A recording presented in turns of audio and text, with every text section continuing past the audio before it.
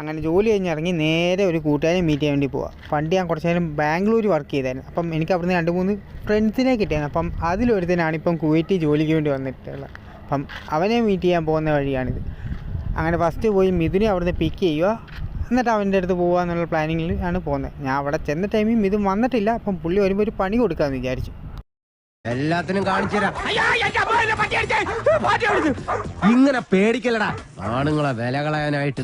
അങ്ങനെ എൻ്റെ വണ്ടി അവിടെ ഇട്ടിട്ട് മിഥുൻ്റെ വണ്ടിയിലാണ് അവനെ കാണാൻ പോയത്. പിന്നെ അവനെ അയച്ചു തന്ന ലൊക്കേഷൻ അവിടെ ചെന്ന് കുറച്ച് നേരം അവിടെ കറങ്ങിയൊക്കെ നിന്ന്. എനിക്ക് തോന്നുന്നു അവനിപ്പം കണ്ടിട്ടൊരു 2.5-3 വർഷമായി കാണും.